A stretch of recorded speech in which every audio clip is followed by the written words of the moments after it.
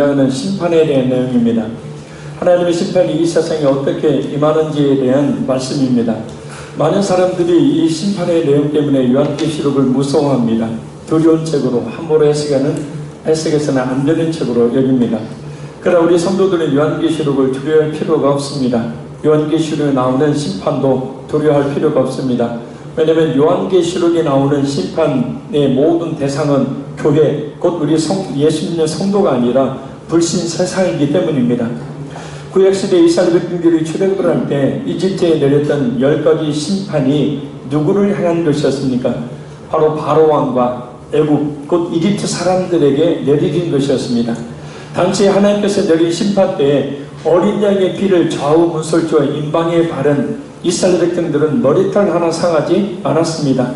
마찬가지로 요한계시록에 나오는 심판 역시 하나님의 원수인 사탄과 그의 추종 세력들, 또 예수 믿지 않는 사람들에 대한 것이고 이 세상에 대한 것입니다.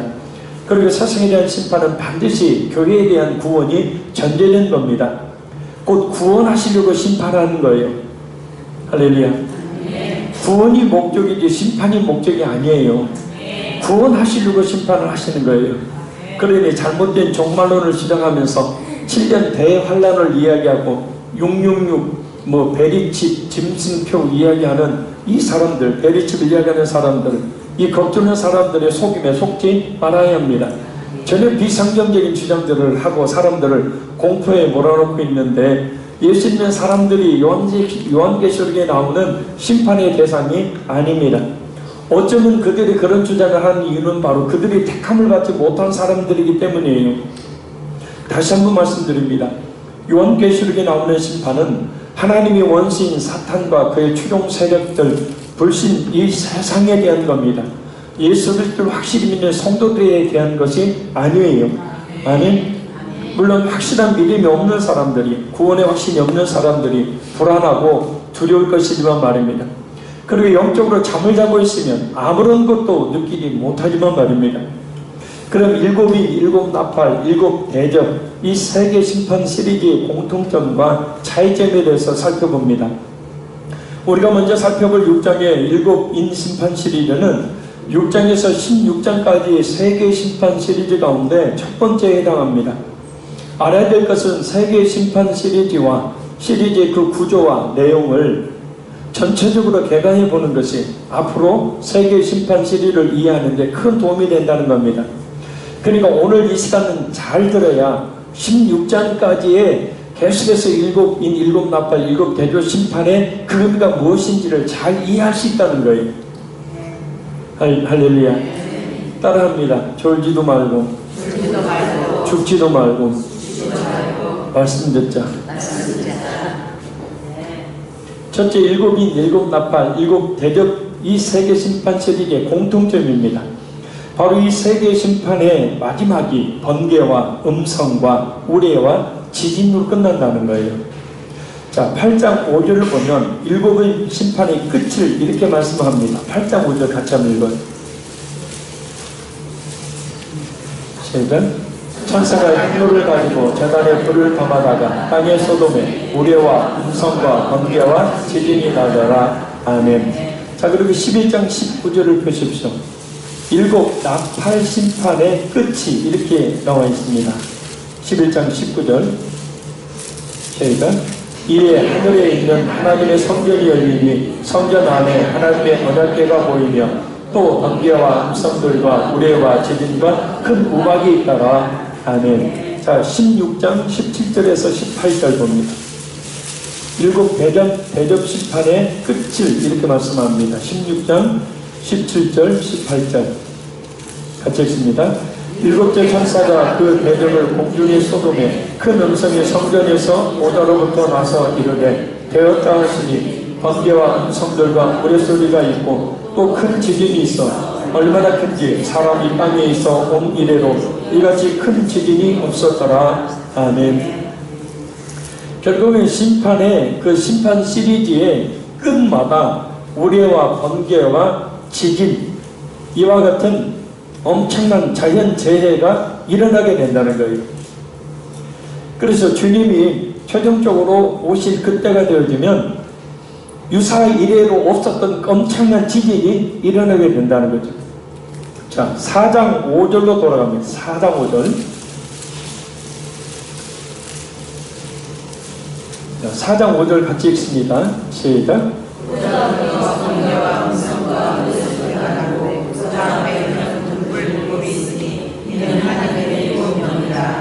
아멘. 자, 이 4장 5절의 말씀에 하면 이 번개, 음성, 또 우리의 지진은 하늘에 있는 하나님의 보좌로부터 나오는 겁니다. 그래서 보좌로부터 번개와 음성과 우리소리가 나고, 이와같이 세계의 7 심판 시리즈는 4장과 5장에 나오는 보좌와 서로 연결이 돼요. 그래서 이 세계 심판 시리즈의 복잡한 내용이 무엇인지는 잘 몰라도 한 가지 분명하게 알 수 있는 것이 있어요. 그것은 이 심판이 우연히 발생하는 것이 아니라 모두 하늘 보좌에 앉으신 하나님이 이 세상을 심판하시는 거라는 거예요. 할렐루야. 자, 하늘나라에 보좌가 있어요, 없어요? 이런 의자, 왕이 앉는 의자처럼 하늘나라에, 하늘천국에 보좌가 있다고 그랬어요, 없다고 그랬어요? 예?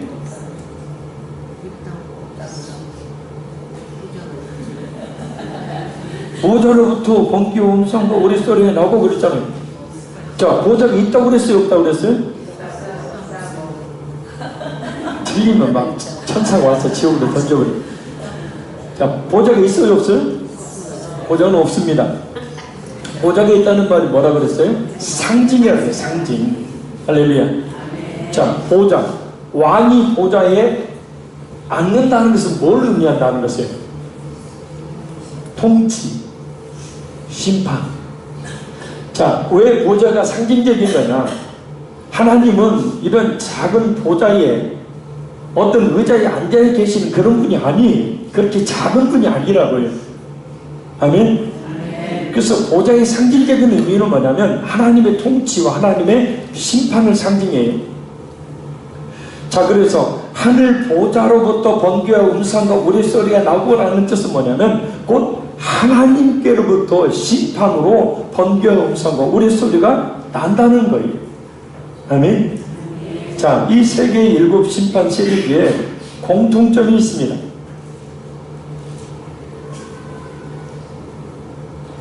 자, 세계의 7 심판 시리즈에 구조적인 공통점이 있는데, 자, 7 인, 7 나팔, 또 7 대접, 이런 심판 시리즈가 처음에 첫 번째, 두 번째, 세 번째, 네 번째가 서로 긴밀하게 연결되어 있다는 거예요.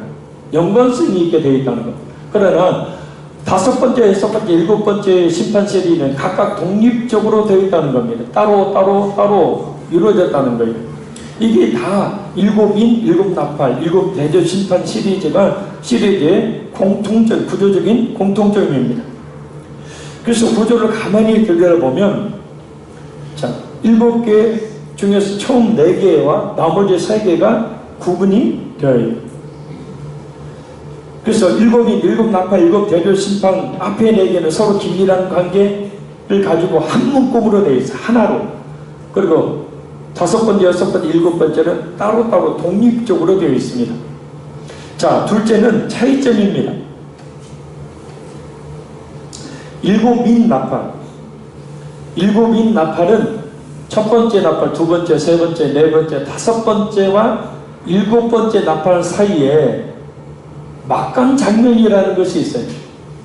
그리고 7 나팔의 심판 역시 마찬가지. 하나, 둘, 셋, 넷, 5, 6 다음에 막강 장면이 나옵니다.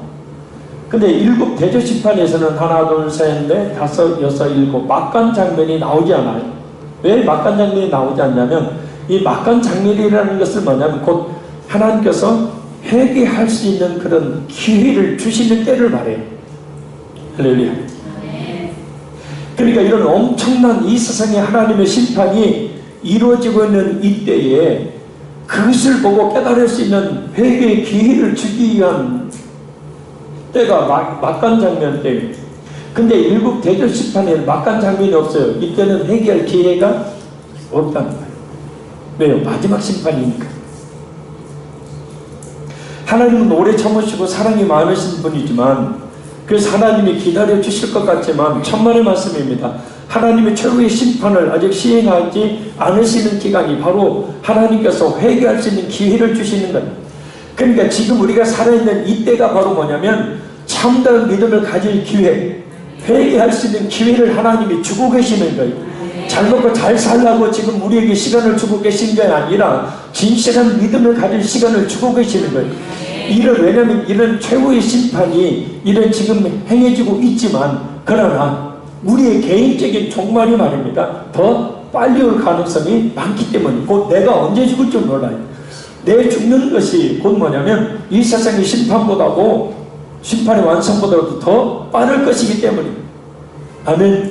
그래서 우리가 가장 첫 번째 나의 인생의 신앙의 목표와 목적으로 삼아야 될 것은 뭐냐면 진짜 흔들리지 않는 구원의 확신을 갖는 것. 진짜 예수를 확실히 믿음으로 말미암아 이런 심판이 내려져도 아무런 두려움이 없는 그런 확실한 믿음을 갖는 거예요. 그 기회를 놓치지 말아야 된다는 거예요. 아멘. 막강 장면의 의미가 바로 그런 의미예요. 지금이 바로 회개의 때이고 지금이 바로 진실한 믿음을 가질 때예요.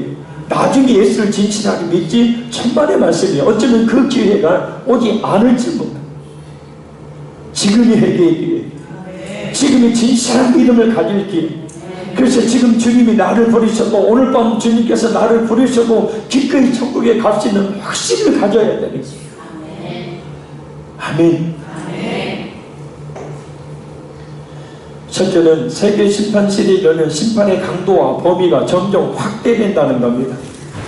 임심판 때는 땅의 4분의 1이 죽임을 당합니다. 그리고 나팔심판 때는 땅의 3분의 1이 죽임을 당합니다. 그리고 대접심판 때는 땅의 모든 생물이 심판으로 죽임을 당합니다. 이런 수치가 보여주는 것은 하나님의 심판의 강도가 점점점 세지고 있다는 거예요. 잘 들으세요. 예를 들어 자식이 잘못했을 때 부모가 자녀에게 경고하고 혼을 내는 것과 마찬가지입니다. 부모는 먼저 자식에게 부드럽게 이야기합니다. 그러나 그래도 자식이 고치지 않으면 그 다음에는 조금 목소리를 높이고, 그래도 자식이 말을 듣지 않으면 사랑의 매를 들은 것과 같아요. 한 가지 중요한 것은 우리가 지금 살고 있는 시대가 말세, 종말의 때죠. 말세나 종말은 예수님의 초림부터 예수님의 재림까지의 기간을 말합니다. 이 예수님의 초림에서 예수님의 재림까지 세상을 향한 하나님의 심판은 점진적 과정을 통해서 계속 진행 중이라는 거예요. 뭔 얘기냐면 바로 지금, 바로 우리가 살고 있는 예수님의 초림 때부터 예수님의 재림 때까지가 하나님의 심판이 임하고 있는 때라는 거예요. 아멘? 그래서 지금도 하나님의 심판이 임하고 있는 거예요. 그래서 보세요. 이 지구가, 이 세상이 어떻게 되어가고 있는지 말입니다. 갈수록 더 극단을 향해서 치닫고 있지 않습니까? 갈수록 또 혼란 속으로 빠져들어가고 있지 않습니까? 그럼 오늘 본문으로 돌아가서 7인 심판의 구체적인 내용을 살펴보도록 합니다. 먼저 알아야 될 것이 있어요. 바로 각 인 심판이 의미하는 겁니다. 자, 이것을 주목하시기 바랍니다. 자, 첫 번째 심판이 7인 심판에 7개의 심판이 있는데 그 의미가 있어요.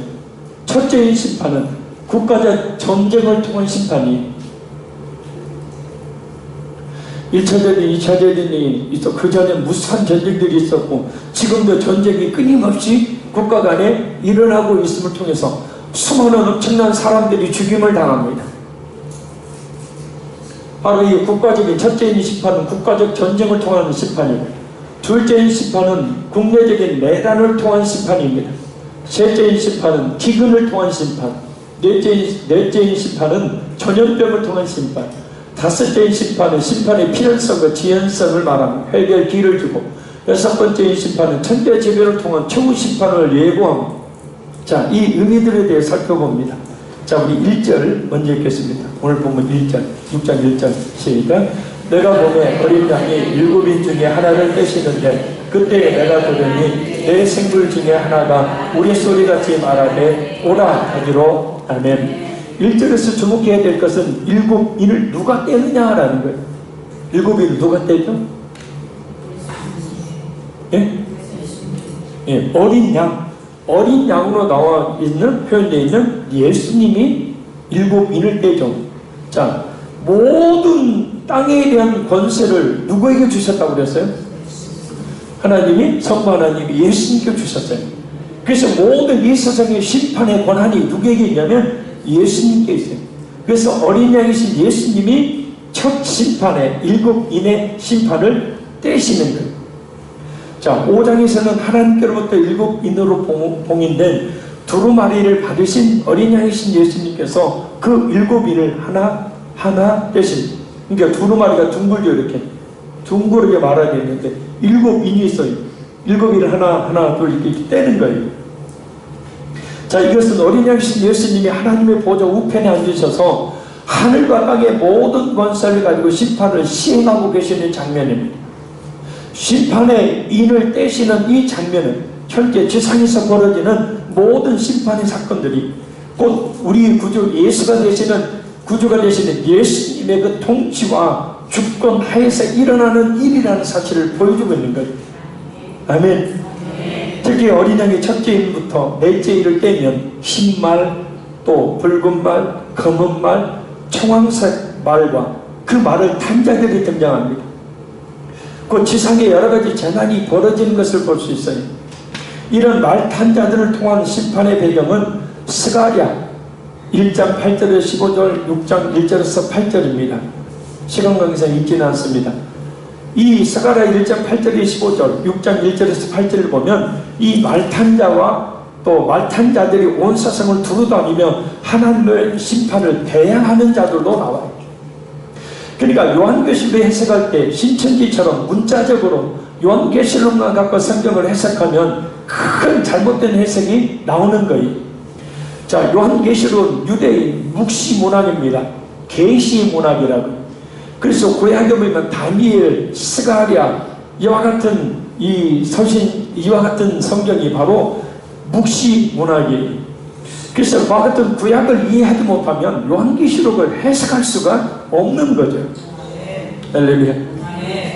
자, 여기서 특히 말의 색깔이 유의합니다.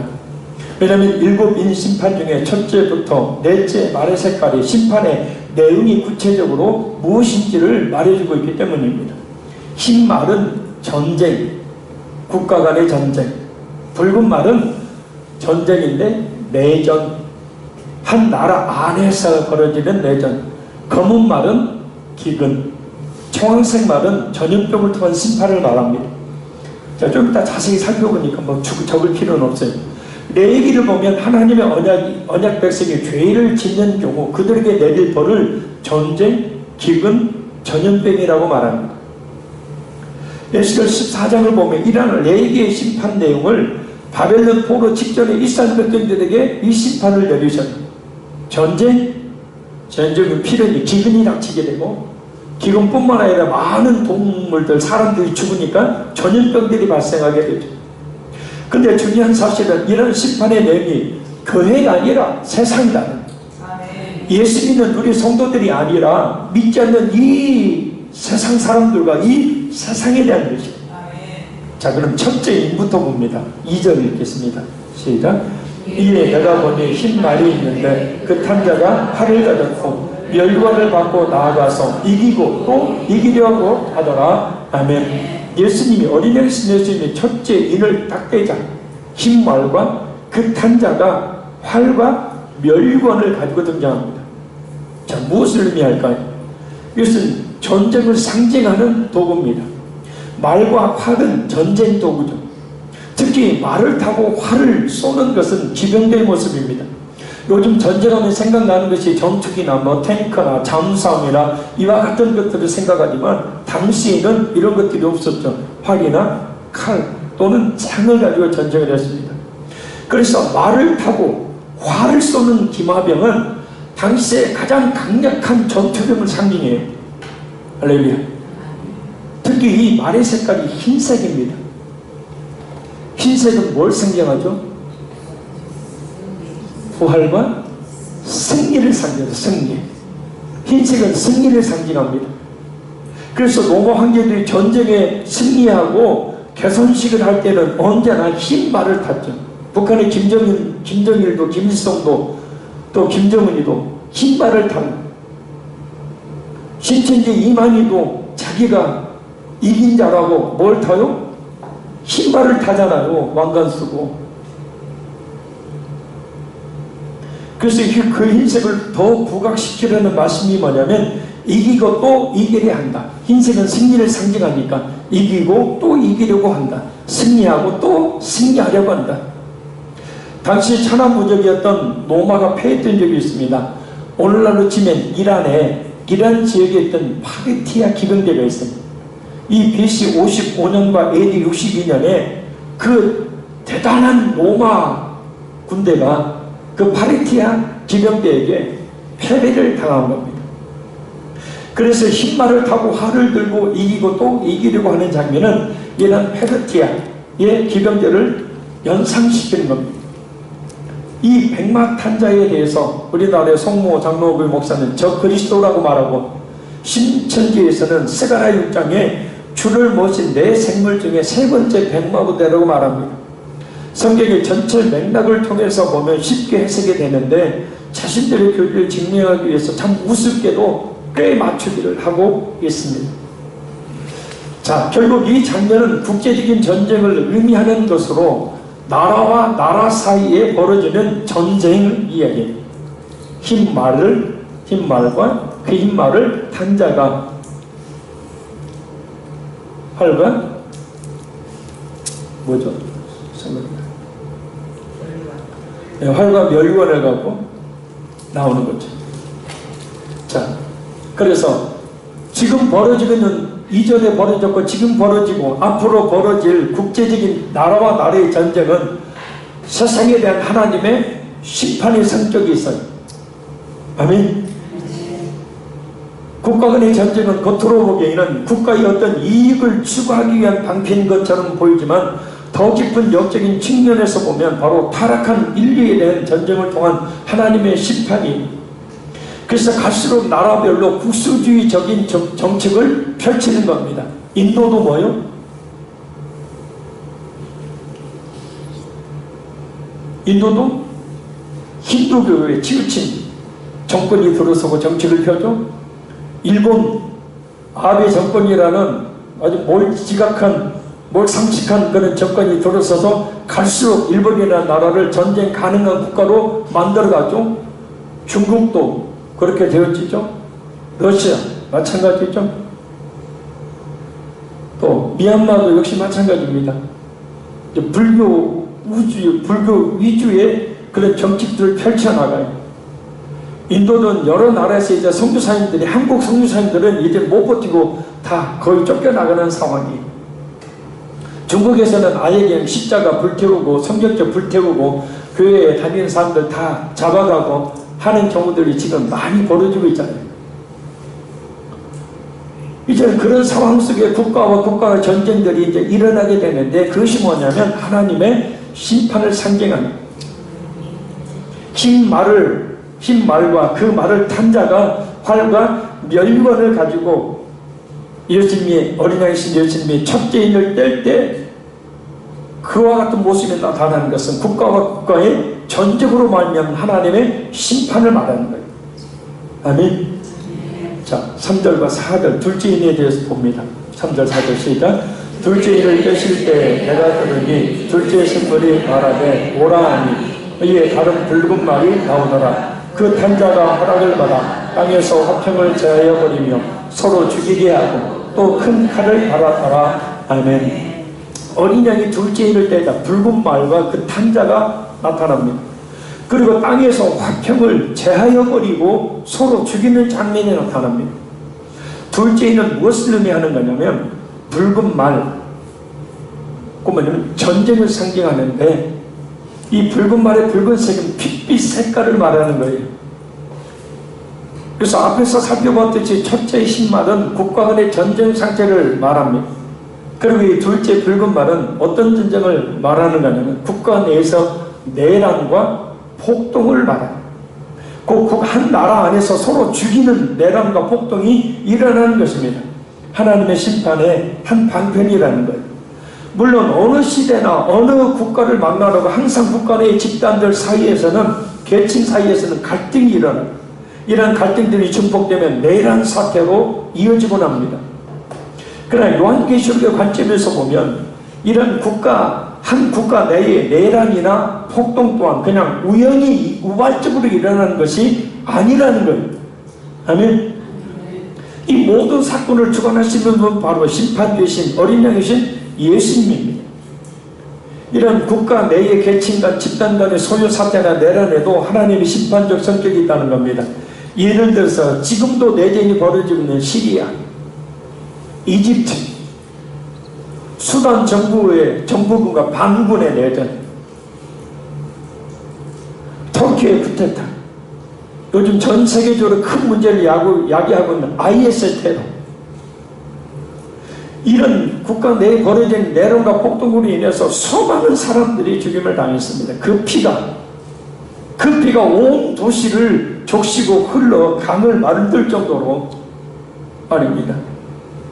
자, 이 붉은 말을 타고 칼을 든 자들이 땅에서 화평을 제해버리고 서로 죽이게 하기 때문에 그런 내란과 폭동이 일어나는 거예요. 무섭습니다. 죽을까봐 무서운 것이 아니라 하나님의 말씀이 이렇게 이루어지고 있으니 무서운 거예요. 아멘. 안타깝습니다.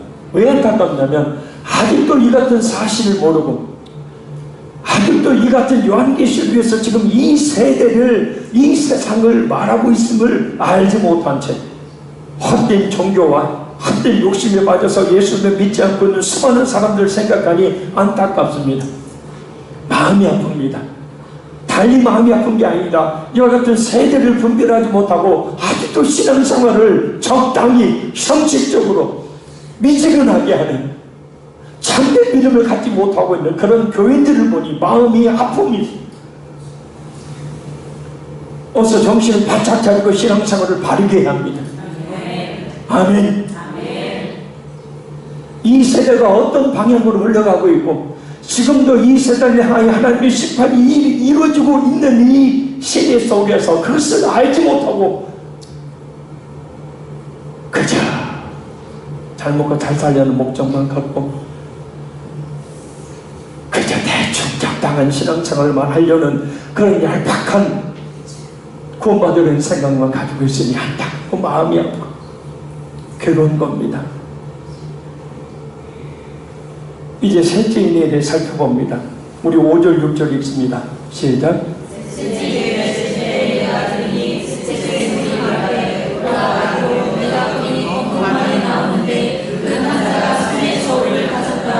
내가 내 생을 사이로부터 나는 듯한 음성을 들으니 이르되 한 데나리온의 밀 한 배요 한 데나리온의 고기 석 배로다. 또 감람류와 포도주는 드시지 말라 하더라.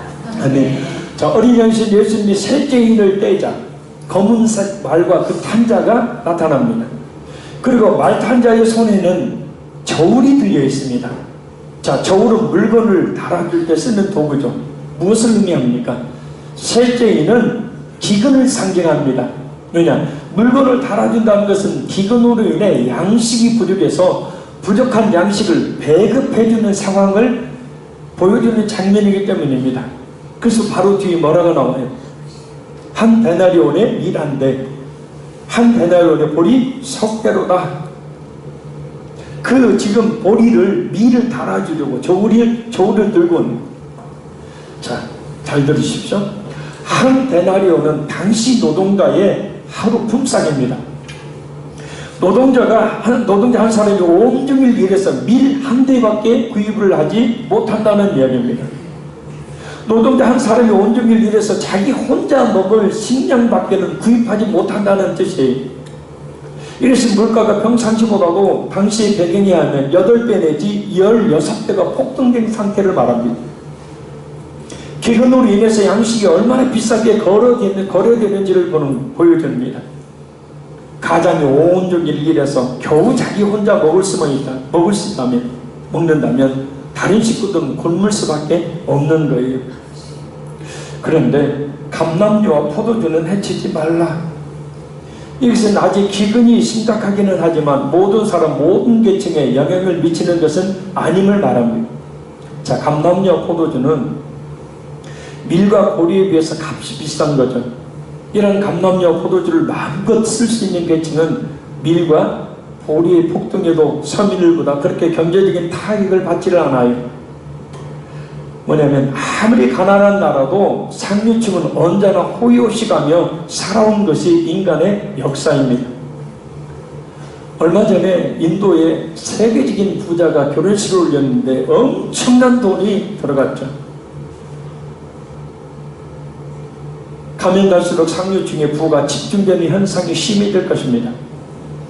왜 중동 지역에 하나님을 버린 이슬람 사람들이 저렇게 원유를 생산해내서 오일 원유로 잘 먹고 잘 사는지 아십니까?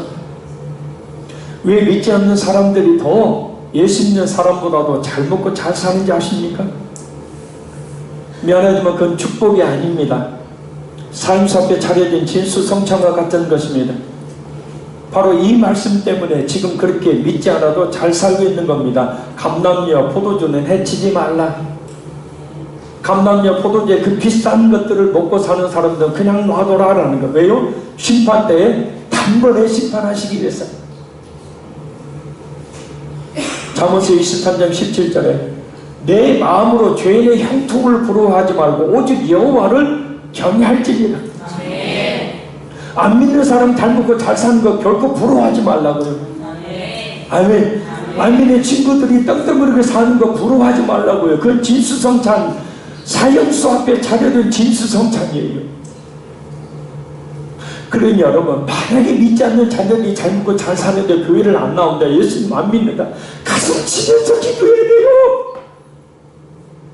아멘. 왜냐?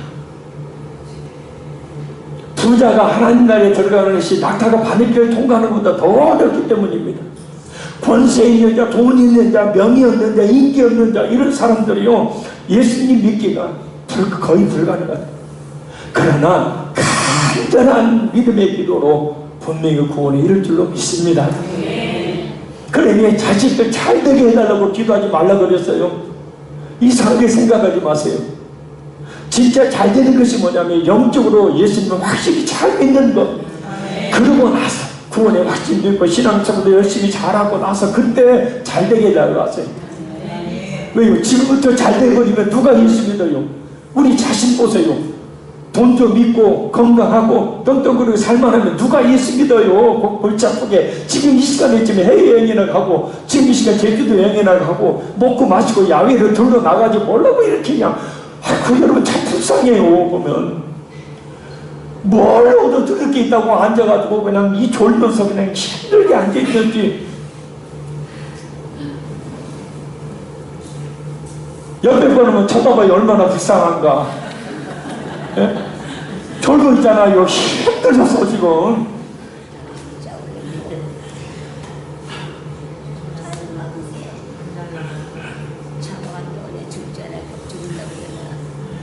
그러나 여러분 이게 복인 줄 믿습니다.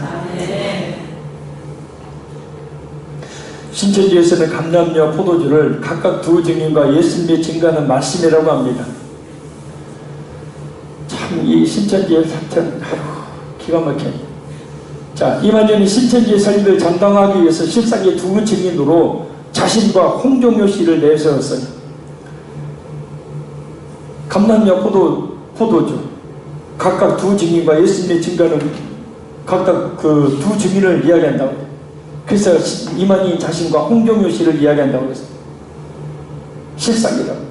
그런데 홍종효 씨는 이만희 교주의 거짓을 병상에서 마지막 편지로 반박하다가 2012년 7월에 사망합니다.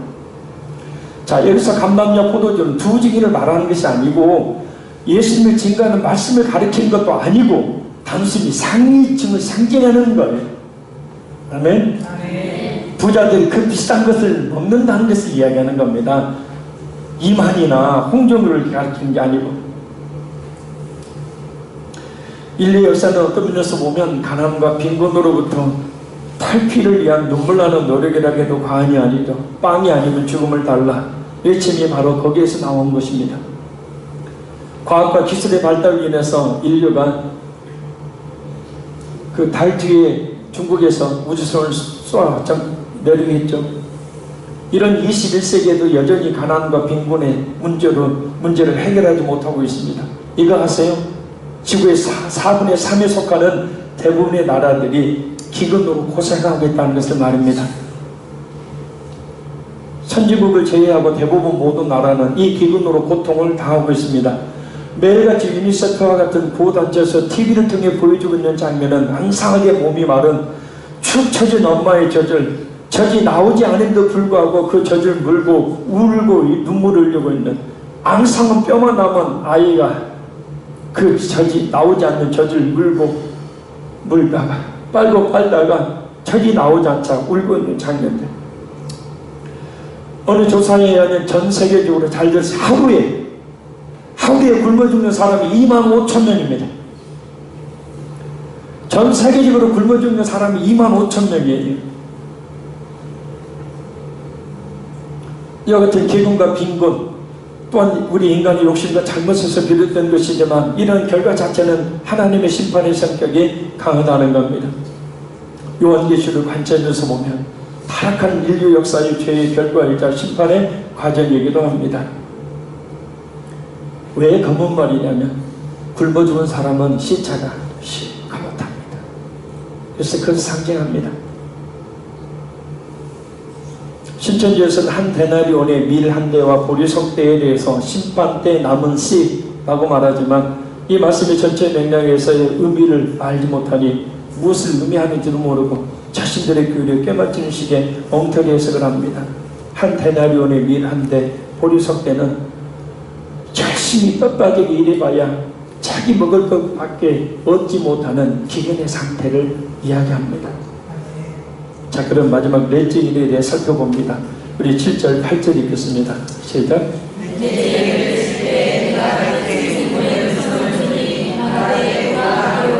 내가 몸에 정없이 가라나는데 그 간사에게는 사망이니 누가 그들을 따라다가 그들이 그냥 4분의 1 권세를 얻어 검과 운명과 사망과 땅의 스승으로서 죽이더라. 아멘. 말의 색깔이 청황색입니다. 이것은 시체의 색깔이에요. 아주 음산하고 기분 나쁜 색입니다. 전염병에 걸려서 병에 걸려 죽은 사람들의 시체가 이래 저도 한번 직접 봤습니다. 그래서 탄자의 이름도 사망이라고 불리고 있습니다.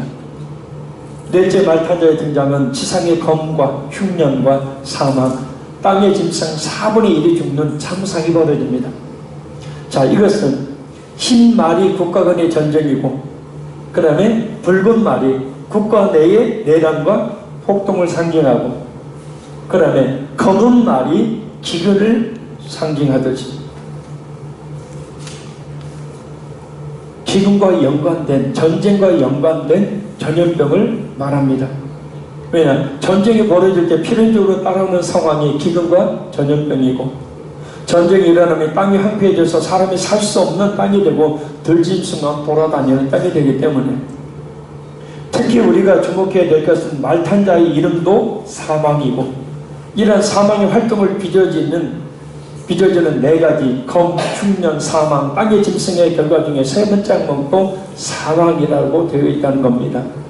이 사망은 에스겔 14장 21절을 배경으로 하고 있습니다. 주 여호와께서 같이 이르시되 내가 나의 4가지 중한 벌 곧 칼과 기근과 사나운 짐승과 전염병을 예루살렘 함께 내려 사람과 짐승을 그 중에서 끊으리니 그 해가 더욱 심하지 아니하겠느냐. 지금까지 전쟁과 기근으로 말미암는 질병으로 죽은 사람의 수가 얼마나 많습니까? 그 수를 헤아릴 수가 없습니다. 땅의 4분의 1이 곧 죽어가고 있는 것과 같죠. 그래서 제일 무서운 말이 바로 이 청황색 말입니다. 심판이 갈수록 극심해지는 것을 말하고 있기 때문입니다. 결론적으로 말씀드립니다. 다음 시간에는 오늘 우리가 살펴보았던 첫째부터 넷째 일까지에 대해 좀 더 구체적으로 적용해서 살펴보고 나머지 일에 대해 살펴볼 겁니다. 이 시간에는 간단하게 4가지 일에 대해 정리해 보겠습니다. 먼저 인을 떼신 분은 하나님께로부터 7인이 봉인된 두루마리를 받으신 어린 양이신 예수님. 자, 첫째 인을 떼자 나타난 흰 말은 전쟁을 말하지만 나라와 나라 간의 전쟁. 둘째 이를 때에 나타난 붉은 말은 역시 전쟁을 말하지만 한 국가 내에서 벌어지는 결친간이나 또 어떤 이 집단 사이의 내란과 폭동을, 셋째 이를 때에 나타난 검은 말은 곧 기근을, 넷째 이를 때에 나타난 청황색 말은 전염병 곧 질병을 통한 심판을 말합니다. 지금 이러한 일들이 일어나고 있어요? 없어요? 세계 곳곳에서 일어나고 있습니다. 예수님의 초림에서부터 시작하여 재림 때까지 일어날 이 심판은 우리는 그 속에서 살고 있고, 그리고 우리는 이 심판을 지금 목격하고 있다는 겁니다. 전 세계에 일어나고 있는 국가 간의 전쟁과 여러 나라들에서 발생하는 내전과 폭동으로 인한 수많은 사람들의 죽음, 그리고 하루에도 25,000명이 죽는 기근으로 인한 죽음, 그 수를 헤아릴 수 없는 많은 사람들이 질병으로 죽어가고 있는 것을 통해서 우리는 이 심판들이 행해지고 있음을 직접 눈으로 보고 귀로 듣고 있습니다. 확실한 믿음을 가지고 있으면, 그러나 이 심판을 두려워할 필요가 없지만, 확실한 믿음이 없다면 지금이 기회입니다. 이 심판으로 영원한 멸망을 당하는 것이 아니라 영원한 생명을 얻을 기회 말입니다. 그러니 예수님을 믿어야 되고, 예수님을 믿는 자에게도 진실하게 확실하게 오늘 밤, 아니 조금 있다가 하나님이 나를 부르셔도 내가 지옥이 아닌 저 천국에 갈 수 있다는 확신이 들 만한 예수님을 진실하게 믿는 믿음이 있어야 되고, 그 믿음을 얻는 기회로 나의 시간들을 삼아야 합니다. 그리고 그 믿음이 있다면 그 믿음이 변질되지 않도록 늘 말씀과 기도에 적당한 게 아니라 철저한 순종으로 말미암은 뜨거운 신앙생활을 이어가야 합니다. 꼭 잊지 마십시오. 이것은 남의 일이 아니라 우리 자신의 일이고 우리가 사랑하는 가족들의 일이라는 겁니다. 기도하겠습니다.